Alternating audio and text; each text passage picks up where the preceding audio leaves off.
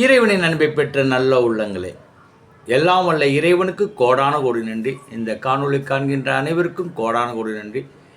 இந்த யூடியூப் கம்பெனிக்கும் கோடான கோடி நன்றி. எல்லாம் அவன் செயல் நல்லது நடக்கும், அவன் அருளாலே அவன் தாள் வணங்கி. இப்போது நாம் காணவிருப்பது ஞாயிற்றுக்கிழமையும் தோதியை திதியும் அனுச நட்சத்திரம் சேர்ந்த நன்னாளில் நாம் செய்கின்ற இதை செய்யலாம், இதை செய்யக்கூடாது. இந்த காணொலியில் முழுமையாக பார்க்க போகிறோம். சில வினாடிகளே பொறுத்திருந்து காணொலியை முழுமையாக பாருங்கள், சப்ஸ்கிரைப் பண்ணுங்கள்.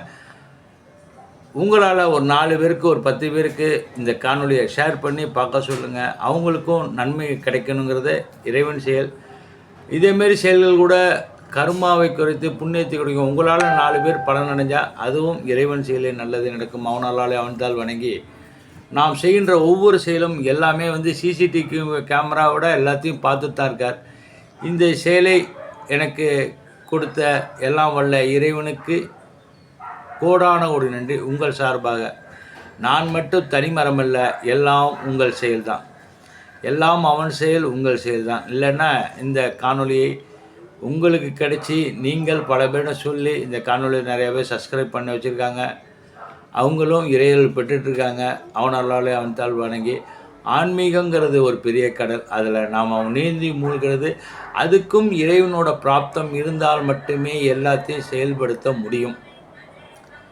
எல்லோரும் போல் நானும் சாமி கும்பிட்டு நானும் சாமி கும்பிட்றேன், நானும் போகிறேன், நானும் இது பண்ணுற மாதிரி அது வடிவேல் கதை மாதிரி அதுமாரி இல்லாமல் நாம் எப்போதும் மனதார அகத்தின் வழியே இறைவனை காண வேண்டும். அவனாலே அவன் தாழ் வணங்கி ஒவ்வொரு நாளும் ஒவ்வொரு சிறப்பான செயல்கள் நடந்துகிட்டு தான் இருக்கு. நம்ம தான் அதை தெரிஞ்சிக்காமல் நம்முடைய பார்த்துக்குவோம்.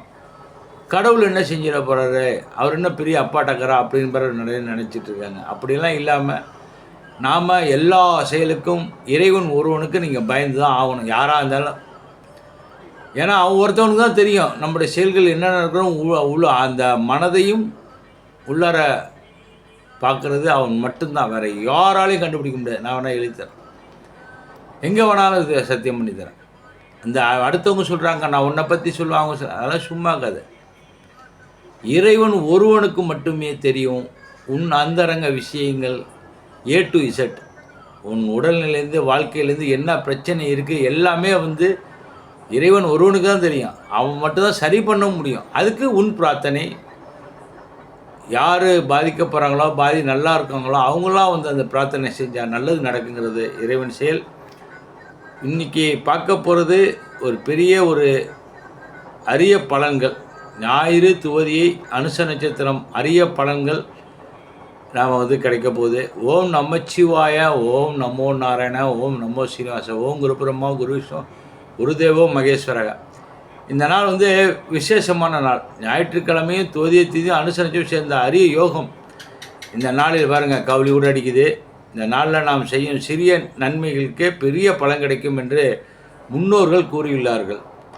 ஞாயிறு என்பது சூரிய பகவானின் நாள். உடல் நலம், அதிகாரம், வெற்றி, புகழ் அனைத்தையும் தரும் நாள். சூரிய பகவானாலே இருக்கிற நவக்கிரகங்களில் அவர் தான் தலைமை.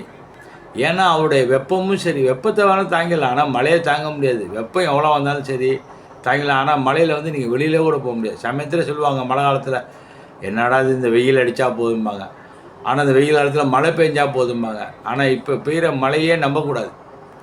எப்போதுமே காலகாலத்தில் நடக்கிற சீசனில் எப்போதும் நார்மலாக இருக்கும். இப்போ திடீர் மழை அடித்தா அது பல செயல்களை எதிர்வினைகளையும் உண்டாக்கும். அதான் காலத்தையே பயிற்சின்னு சொல்லியிருப்பாங்க. அதுக்கும் எல்லாம் வல்ல இறைவன் சொல்லி. அதனால் சூரியன் வழிபாடு ரொம்ப முக்கியம். ஞாயிற்றுக்கிழமைனாலே சூரிய வழிபாடு தான். திங்கக்கிழமையாக சோமவார வழிபாடு. இப்போ ஒவ்வொரு நாளும் முன்னோர்கள் நம்ம சொல்லி வச்ச செய்யப்போகிறோம். சூரியனை வழிபடுறதுனால கண் நோய் வரும், மன உறுதி அதிகரிக்கும், தலைமைத்துவம் கிடைக்கும், வாழ்க்கையில் முன்னேற்றம் கிடைக்கும். காலையில் சூரியத்தில் நீர் அர்ப்பணித்தால் மிகச்சிறந்த பலன். இப்போ கூட ஒரு சின்ன ஒரு காணொலியை பார்த்தேன். ஒரு 105 வயது 110 இருக்கும் வயதான பாட்டி அம்மா ஒரு அடிப்பம்பில் தண்ணியை பிடிச்சி சூரிய நமஸ்காரம் பண்ணி தண்ணியை அர்ப்பணிச்சுட்டு அதுக்கப்புறம் அவங்க தலையை சுற்றி பண்ணிக்கிறாங்க. இதெல்லாம் அந்த காலத்துலேயும் செஞ்சுருக்காங்க. 105 வயது நம்ம தமிழ்நாடு இருந்தில்லை. ஆனால் எப்பேற்பட்ட ஒரு செயல் பாருங்கள். அந்த காலத்துலேருந்து சூரிய பகவானுக்கு அவ்வளோ முக்கியம் கொடுத்துருக்காங்க. நாம் தான் ஆகா காலையில் ஏஞ்சா வெயில் நம்ம மூஞ்சில் அடிக்குமேன்னு பயந்துட்டு வீட்டுக்குள்ளாரே ஏசியில் உட்காந்துருக்கோம். இதுதான் நடக்கிற சூழ்நிலை. அவனால் அவன்தால் வணங்கி துவதியை திதி. துவதியை திதினால வளர்ச்சியின் ஆரம்ப நிலை. எந்த புதியலையும் செயலையும் தொடங்கலாம். நல்ல நாள். துவதியை திதினால ஏதோ புதுசாக செய்யறதுனாலும் அது செய்யலாம். இந்த நாளில் குடும்ப உறவுகள் வலுப்படும். பண வரவு மெதுவாக அதிகரிக்கும். மன அமைதி கிடைக்கும். துவதியை திதி நாளில் கோபம் கட்டுப்படுத்தினா வாழ்க்கை முழுவதும் அமைதி கிடைக்கும். இன்னொன்று, குடும்பத்தை எக்காரணம் கொண்டும் விட்டு கொடுக்காதீங்க. எவ்வளோ பிரச்சனைகள், சண்டை சச்சரவு எவ்வளோ இருக்கலாம். இருந்தாலும் அதெல்லாம் இந்த கலிகாலத்தில் விட்டு கொடுத்து போங்க. இந்த பாருங்கள், பணம் பெரிய விஷயமே இருக்காது. சொத்து நம்மளாம் அழிட்டு போகிறது கிடையாது. நான் பல இதில் நானே செஞ்சுருக்கேன். இருக்கிற அருணாக்குடிகள் எல்லாத்தையுமே அறுத்துட்டு வெறும் உடம்போட தண்ணி ஊற்றி அலசுகிற நிலைமைலாம் இருக்குது. அவர் எவ்வளோ அழகாக மாப்பிள்ளை மாதிரி ட்ரெஸ் பண்ணியிருந்தாலும் நான் நேரடியாக பார்த்தேன், நேரடியாக செஞ்சேன். ரொம்ப வைத்தறிச்சதான் இருக்குது. என்ன பண்ணுறது? இறந்து போன பிறகு கூட நான் கூட நினச்சேன், இறந்து போன பிறகு நான் அந்த ஆன்மாலாம் சுற்றிக்கிட்டு இருந்தால் எல்லாத்தையும் பார்க்குமோ, நானும் அதை பற்றி ஆராய்ச்சி பண்ணலான்னு இருக்கேன். இந்த ஆன்மாலாம் சுற்றிட்டு இருந்துச்சு, அதெல்லாம் கூப்பிட்டு வச்சு பாடுறா, நீ இதுக்கு முன்னாடி நல்லா என்ன ஆட்டான்னு நஞ்ச பாடுறா, இப்படி நடக்குது பாடுறா, உன் சொத்தை இவ்வளோ பேர் ஆட்ட போகிறான், உன்னை சுற்றி இவ்வளோ பேர் இருக்காங்கன்னு எல்லாம் நானே சொல்லலான் இருக்கிறேன். ஆன்மாவை கூப்பிடலான் இருக்கிறேன். ஆன்மாவை கூப்பிட்டு பேசணும். ஏன்னா அவங்கள பல பேருக்கு நிராத ஆசைகள் இருக்கும். ஆனால் அதுக்கும் செய்யலாம். ஆன்மாவை கூப்பிட்டு பேசலாம், பெரிய விஷயம் கிடையாது. அதுக்கு கொஞ்சம் பல செயல்கள் நம்ம செஞ்சு அதை கொண்டாட வேண்டியதாக இருக்குது. அதுக்கு இன்னும் காலம் சூழ்நிலை வரவில்லை. இதை உங்கள்கிட்ட ஓப்பனாகவே சொல்கிறேன், நல்லதே நடக்கும் அவனாலே. எதுக்காக சொல்லணும்னா, இருக்கிறவரில் சந்தோஷமாக இருங்க. குடும்பத்தோட அக்கா தங்கச்சி உறவினோட சுமூகமாக பேசுங்க. அதாவது இதில் என்ன வந்துட போதும் எனக்கு தெரியல. நம்ம போன பிறகு யாரும் பார்க்க போகிறது கிடையாது. இருக்கிறவரில் சந்தோஷமாக இருங்க. இது அனுபவபூர்வமாக உங்கள்கிட்ட சொல்கிறேன், நல்லது நடக்குமோ. அனுச நட்சத்திரம் சனி பகவானின் ஆசீர்வாதம், நண்பர்கள் உறவு ஆதரவு கிடைக்கும் நாள். இந்த நட்சத்திரத்தில் பிறந்தவர்கள் நம்பிக்கைக்குரியவர்கள், ஆன்மீகம் அதிகமாக இருக்கும், கடின உழைப்பால் உயர்வார்கள். அதான் சொல்கிறேன், இருக்கிற நவக்கிரகங்களே வாழ்க்கை உண்மை தத்துவத்தை உணர்த்துவோர் ஒரே நல்ல இறைவன் யாருன்னா சனீஸ்வர பகவான் தான். சனிச்சரன் சொல்லுவாங்க. அவரை பற்றி முழுமையாக பண்ணணும்னு வச்சுக்கலாம், அவரை மாதிரி உலகத்தில் நல்லா யாருமே கிடையாது. ஒன்று இது அப்படிப்பட்ட ஒரு சிறப்பான செயல். அதான் சொன்னேன், ஆண்டியும் அரசனாவுக்கும் குணம் உடையவன். அவங்களோட செயலை அவர் நல்லா கவனிச்சிட்டு இருப்பார், என்னதான் வந்தாலும் சரி. ஆனால் கர்ம புலன்களை கண்டிப்பாக அனுபவிச்சே ஆகணும். அவர்கிட்ட காலில் விழுந்தால் ஓரளவு காப்பாற்றுவார். நான் பார்த்துருக்கேன், அனுபவிச்சிருக்கேன். அதெல்லாம் சும்மா சொல்லக்கூடாது.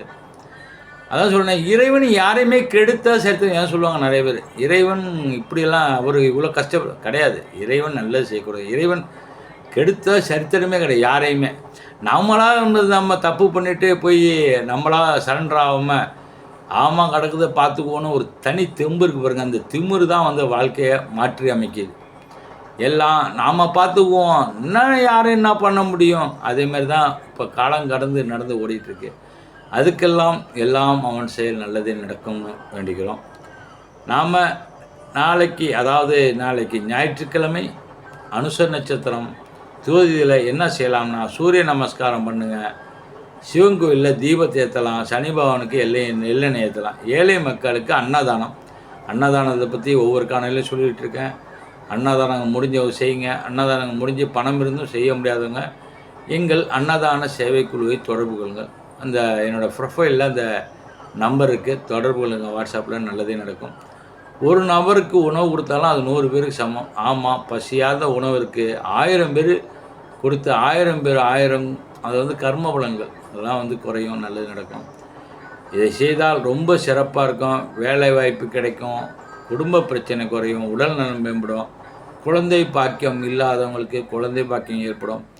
இந்த நினைத்த நல்ல விஷயங்கள் நல்லதே நடக்கும். தினசரி நான் சித்தர்களோட ஒரு செயலை இந்த காணொலியில் போட்டுட்ருக்கேன். சித்தரோட ஆசி, அந்த சித்தர் அவனல்லாலே அவன்தால் வணங்கி 18 சித்தர் இருக்காங்க எனக்கு தெரிஞ்ச. அதுக்கப்புறம் நிறையா இருக்கான்னு சொல்லியிருக்காங்க. ஆனால் 18 சித்தர் தான் நமக்கு ஓரளவு தெரியும். அதாவது எப்படி அந்த சதுரகிரிலே அதுதான் போட்டிருக்காங்க. அதனால் அந்த சித்தர்களோட செயலில் நான் உங்களுக்கு அந்த செயலை அவன் அருள் வழங்க சொல்கிறான், நான் வழங்கிட்டு இருக்கிறேன். யாவும் வழங்கிட்டு இருக்கிறோம்.